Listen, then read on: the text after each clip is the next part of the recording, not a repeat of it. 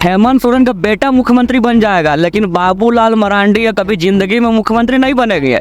झारखंड में लुईस मरांडी ईसाई है, उसको दुमका से चुनाव लड़ाए जाते हैं एसटी सीट से। एक तरफ आप क्रिश्चियन को एसटी सीट से चुनाव भी लड़ाते हैं और एक तरफ लोगों को बरगलाने के लिए कहते हैं कि डिस्टिंग होना चाहिए। तो ये अपने आप में हंसने वाली चीज़ है, राजनीतिक वाली चीज़ है। नॉर्थ ईस्ट में मैक्सिमम विधायक बीजेपी का क्रिश्चियन है, और ऐसे आपको डिस्टिंग करने से रोका कौन है? बार बार कार्तिक उरांव का नाम जिक्र करके लोग कहते हैं कि 67 और 70 में जो कार्तिक बाबा सांसद लोग का साइन करा के मतलब एक ड्राफ्टिंग किया थे। तो वर्तमान में तो 10 साल से बीजेपी की सरकार है, जो कांग्रेस नहीं की है, यूपीए की सरकार नहीं की, तो बीजेपी को करना चाहिए। ये बोलने वाली चीज़ क्या है? बिना मांगे हैं कार्तिक उरांव को आप मानते हैं बीजेपी, तो करना चाहिए, बिल लाना चाहिए लोकसभा राज्यसभा, कानून बनाना चाहिए।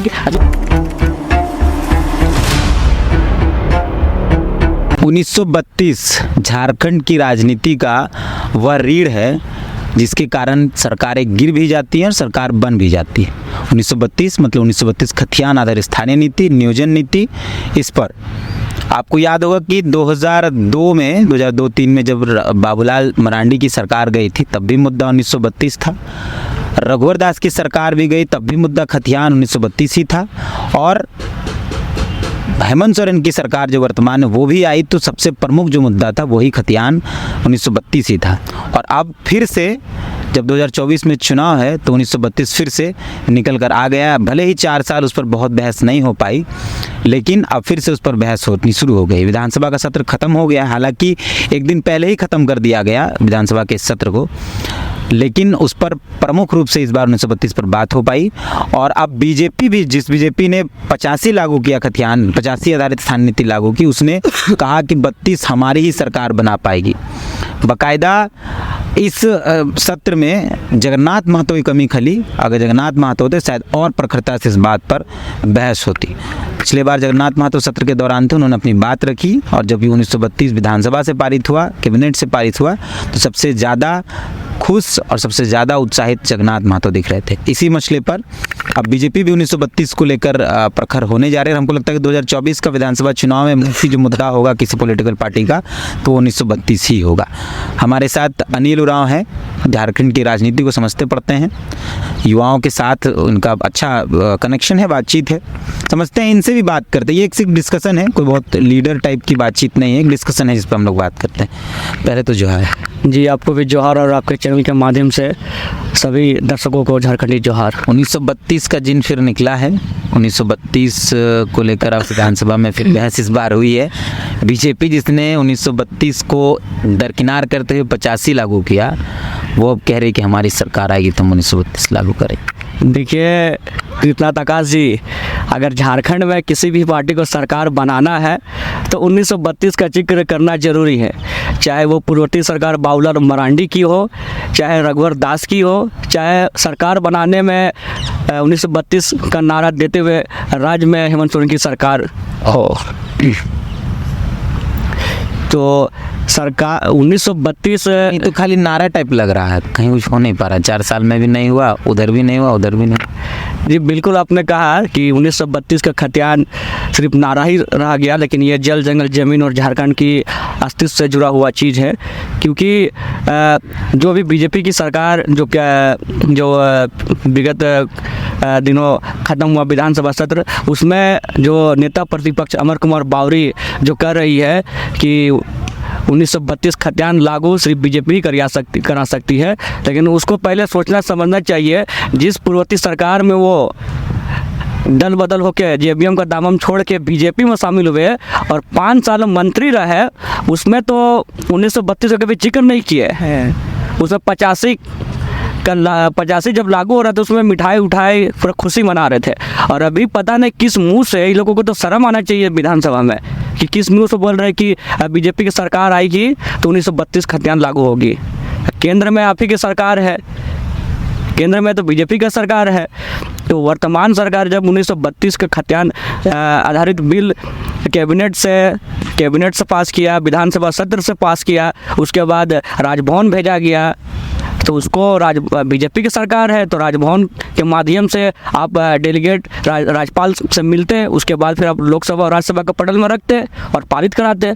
लेकिन 1932 खतियान राज्य की जन भावना से जुड़ा हुआ है। यहाँ झारखंड की माटी की बात होनी चाहिए, चाहे सत्ता पक्ष हो चाहे विपक्ष हो। झारखंड का दोनों कर रहा है, सत्ता पक्ष भी बोल रहा है 1932 बाकायदा विधानसभा से पारित हुआ, कैबिनेट से पारित हुआ, भेज भी दिया गया, 2 बार विधानसभा से हो गया। और अब बीजेपी जिसने 85 ले वो भी बोल रहा है, तब तो बोल ही रहा है कि अब आगामी लोकसभा 2024 का चुनाव है, 2024 में नगर निकाय चुनाव है, 2024 में विधानसभा चुनाव है। लेकिन आज पूरे राज्य में जो 1932 का अगर बात होता है तो सर्वप्रथम आज स्वर्गीय जगन्नाथ महतो का आवाज़ बुलंद रहता था। और अभी इस विधानसभा सत्र में अगर 1932 का फिर दोबारा जिक्र हुआ तो कहीं ना कहीं वो 1932 खतियान कहीं ना कहीं थोड़ा गौण था। अगर इसी विधानसभा सत्र में अगर जगन्नाथ महतो अगर जीवित रहते तो आज जो पिछले जो 2022 में जो पारित होकर गया था उसमें देखेगा पूरा झारखंड में एक उत्साह का रूप में मनाया गया था। चाहे सत्ता पक्ष के समर्थन के लोग थे चाहे विपक्ष के लोग थे, पूरा बैंड बाजा ढोल नगाड़े के साथ आभार यात्रा निकाले थे। तो कहीं ना कहीं अगर 1932 अगर लागू भी होगी तो ये जेएमएम कांग्रेस की सरकार ही लागू करेगी, क्योंकि वो जन भावना को समझती है। बीजेपी बोल रहा है हम लोग लागू करेंगे, आप बोल रहे हैं जेएमएम कांग्रेस करेगी। तो बीजेपी कहाँ से करेगी बताइए ना। जो 1985 का लागू करते हैं, समर्थन करते हैं, मिठाई बांटते हैं, और आप अभी आज किस मुंह से कह रहे हैं कि 1932 खतियान बीजेपी लागू करेगी। तो केंद्र में तो सरकार है। आज जो विधानसभा से पारित हुआ है तो उसको राज्यपाल के माध्यम से दिल्ली भेजते, लोकसभा राज्यसभा के पटल में पारित कराते, अमेंडमेंट बनता, जो कहा जाता है नवीन सूची में सम्मिलित करा देते। तो बाबूलाल मरांडी मुख्यमंत्री बन जाएंगे अगर, ऐसी आशंका जताई जाती है। बाबूलाल मरांडी उस समय भी थे तो पारित किए थे, तो कर देंगे। देखिए आकाश जी, बाबूलाल मरांडी, हेमंत सोरेन का बेटा मुख्यमंत्री बन जाएगा, लेकिन बाबूलाल मरांडी कभी जिंदगी में मुख्यमंत्री नहीं बनेंगे। यही बाबूलाल मरांडी जब जेबीएम पार्टी इनका था तो जो नेता प्रतिपक्ष अभी बने हैं अमर कुमार बावरी, इन्हीं के पार्टी के तोड़ के करोड़ों रुपया लेके बीजेपी ज्वाइन किया, बाकायदा मंत्री बना 2 जेबीएम के लोग। और यही बाबूलाल मरांडी 5 साल कंप्लेन करते रह गया, लड़ाई करते रहा, आरोप लगाते गया कि बीजेपी तोड़ के मेरा विधायक को ले गया करोड़ों रुपया लेके। और आज यही दोनों 5 साल तो लड़ाई लड़ा अमर कुमार बावरी और बाबूलाल मरांडी, और 6वां साल में किस तरह ये क्या जादू चल गया कि दोनों एक ही हो गया और हेमंत सोरेन से लड़ने के लिए आ गए ये लोग। अभी तो जेबीएम का ही कब्जा हो गया बीजेपी में, अध्यक्ष भी जेबीएम से और नेता प्रतिपक्ष भी जेबीएम से। जी बिल्कुल, क्योंकि जेबीएम का विलय हुआ बीजेपी का विलय हो गया जेबीएम में। सोचने से तो बीजेपी का विलय हो गया जेबीएम में, लेकिन चलाने वाले तो खैर झारखंड में जो बीजेपी को चलाने वाले तो खैर नागपुर से ऑपरेट होता है, दिल्ली से ऑपरेट होता है। ये लोग कठपुतली की तरह काम करते हैं। तो आपको मतलब नहीं लगता कि बीजेपी करेगी इसे? बीजेपी कहाँ से करेगी बताइए ना। इतना छाती पीट के अमर छाती पीटने से बात नहीं ना चलेगा। आज यही रघुवर दास जब मुख्यमंत्री थे तो वो कहते थे कि सरना धर्म कोड हम लोग लागू करके कैबिनेट से पारित करेंगे, विधानसभा सत्र से पारित करेंगे और दिल्ली भेज के हम आदिवासियों के हित के लिए जो 10 करोड़ 12 करोड़ आबादी है देश में उसको हम अलग धर्म कोड देंगे जिस तरह सभी धर्मों का। लेकिन 5 साल में आज तक नहीं किया। लेकिन देखिए ये गठबंधन की सरकार, वर्तमान की सरकार, पूर्व में 2 साल पूर्व में सरना धर्म कोड कैबिनेट से पारित किया, विधानसभा से पारित किया और दिल्ली भेजा। लेकिन आज बीजेपी देखिए उस मसला में चुप है। केंद्र में के सांसद लोग तो डिलिस्टिंग करा रहे हैं। डिलिस्टिंग, अच्छा किसका डिलिस्टिंग करेंगे? एक तरफ बीजेपी के लोग, आपको पता होना चाहिए जो ईसाई बन आपको पता होना चाहिए कि आकाश जी कि जो जनजाति सुरक्षा मंच जिसके तहत में ये कार्यक्रम होता है उसका राष्ट्रीय प्रमुख आपका गणेश राम भगत है। आप उनका पता कीजिएगा, वो बीजेपी से जुड़े हुए हैं। वो छत्तीसगढ़ में सरकार में मंत्री रह चुके हैं। एक तरफ बीजेपी वो कहते हैं ना कि डिलिस्टिंग होना चाहिए, ईसाई धर्म अपना लिए उसको। तो सर्वप्रथम झारखंड में लुइस मरांडी ईसाई है, उसको दुमका से चुनाव लड़ाए जाते हैं एसटी सीट से। एक तरफ आप क्रिश्चियन को एसटी सीट से चुनाव भी लड़ाते हैं और एक तरफ लोगों को बरगलाने के लिए कहते हैं कि डिलिस्टिंग होना चाहिए। तो ये अपने हंसने वाली चीज़ है, राजनीतिक वाली चीज़ है। नॉर्थ ईस्ट में मैक्सिमम विधायक बीजेपी का क्रिश्चियन है। और ऐसे आपको डिलिस्टिंग करने से रोका कौन है? बार बार कार्तिक उरांव का नाम जिक्र करके ये लोग कहते हैं कि 67 और 70 में जो कार्तिक बाबा सांसद लोग का साइन करा के मतलब एक ड्राफ्टिंग किया थे। तो वर्तमान में तो 10 साल से बीजेपी की सरकार है, जो कांग्रेस नहीं की है, यूपीए की सरकार नहीं की, तो बीजेपी को करना चाहिए। ये बोलने वाली चीज़ क्या है? बिना मांगे कार्तिक उरांव को आप मानते हैं बीजेपी, तो करना चाहिए, बिल लाना चाहिए लोकसभा राज्यसभा, कानून बनाना चाहिए। जो आपका बतौर अनिल उरांव आदिवासी हैं, आपका क्या मानना है कि डिलिस्टिंग हो जाना चाहिए? तो होना चाहिए, तो सभी लोगों को होना चाहिए। ऐसा नहीं कि जो आदिवासी जो रूढ़िवादी परंपरा को, पूजा पद्धति को मानता है वही आदिवासी है।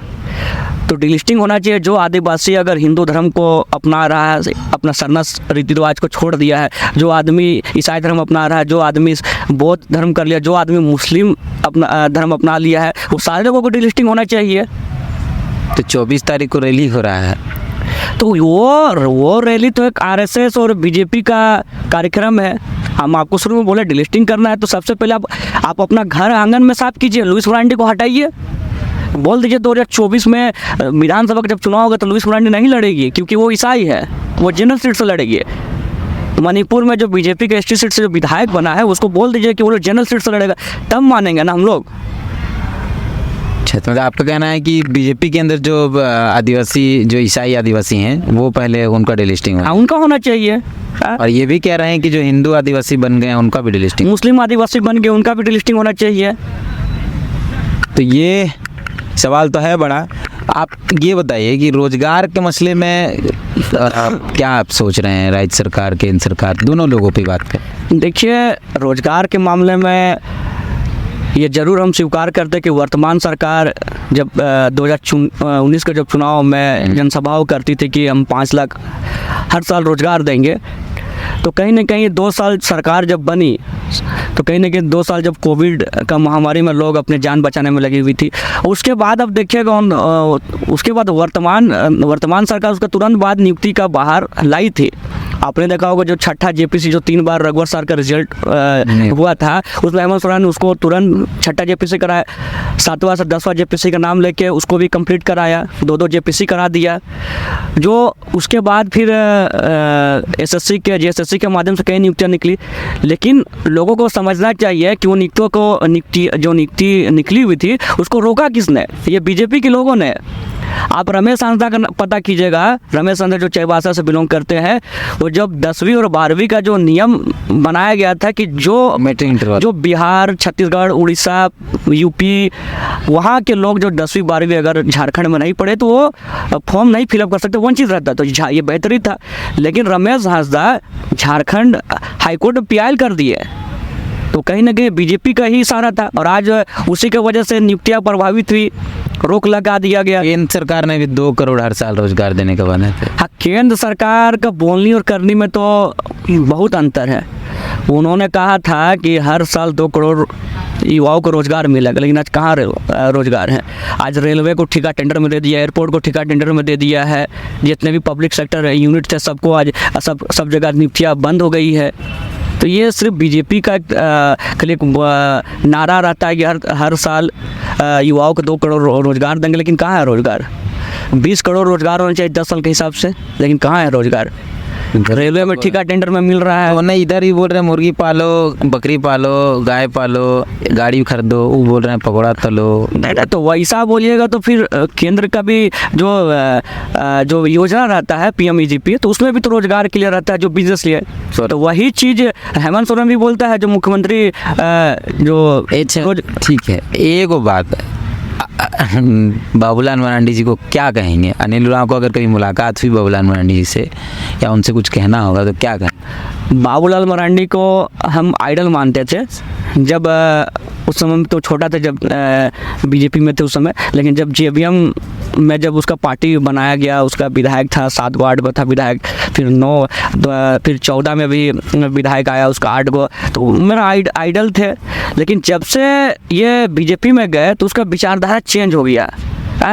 आप देखिएगा, पूर्व में बाबूलाल मरांडी जी बयान देते थे कि प्रधानमंत्री आज महंगाई कम करने को लेकर सरकार में आई थी, शिक्षा के क्षेत्र में काम करने के लिए आई थी, युवाओं को रोजगार के लिए, लेकिन हिंदू मुस्लिम के नाम से, ईसाई के नाम से लड़ा रहे। यही बाबूलाल मरांडी बोलते थे। आपको वीडियो चला के सुना देंगे हम। हाँ बोलते थे वीडियो देखिएगा तो वीडियो दिखा देंगे। कुतुब मीनार से कूद जाएंगे बीजेपी, कुतुब मीनार से कूद जाएंगे, हम गांव में जाके खेती बाड़ी करेंगे, लेकिन कभी बीजेपी में शामिल नहीं होंगे। तो हम जब मिलेंगे बाबूलाल मरांडी जी से तो हम यही चीज़ पूछेंगे उनसे। लेकिन इतना तय है कि हेमंत सोरेन का बेटा मुख्यमंत्री बन जाएगा, लेकिन बाबूलाल मरांडी कभी मुख्यमंत्री नहीं बनेंगे। और ये एक नारा चलता है गठबंधन सरकार की, हेमंत है तो हिम्मत है। ये वाकई में हेमंत है तो हिम्मत है। आज हिम्मत है, इसीलिए 1932 खतियान स्थानीय नीति कैबिनेट में लाया गया, विधानसभा सत्र में लाया गया, सरना धर्म कोर्ट कैबिनेट में लाया गया, सत्र में लाया गया। अब पहली बार राज्य में सरकार आपके द्वारा चल रही है। आप देखिएगा आकाश जी, कभी आप जाइएगा कैंप में, अभी नगर निगम शहर में अभी भी कई वार्डों में 10-12 वार्डों में बाकी है, आप जाइएगा, ऑन द स्पॉट काम होता है उसमें। अगर किसी का मृत्यु हुआ है, किसी का जन्म हुआ है, तो 2-3 दिन के अंदर में, 20 दिन 30 दिन के अंदर में बनता है, नगर निगम टाइम लगता है। लेकिन आप जाइएगा एक दिन 48 घंटा के अंदर में आपको सर्टिफिकेट मिल जाएगा। तो ये सरकार का वादा है। बुजुर्गों को, महिलाओं को कंबल का वितरण किया जा रहा है, स्वरोजगार दिया जा रहा है। तो ये अनिल उरांव है। हम लोग बार बार इस बात को कहते हैं कि 1932 इस राज्य का प्रमुख मुद्दा होगा 2024 में भी, क्योंकि अब 2024 के विधानसभा चुनाव की सुखबुगाहट जैसे ही शुरू हो गई है, 1932 पर तमाम पॉलिटिकल पार्टियों की आवाज़ अब प्रखर होने लगी है। विधानसभा में वो देखने को मिला। नेता प्रतिपक्ष ने एकदम स्पष्ट तौर पर कह दिया कि भाजपा ही 1932 लागू कर सकती है।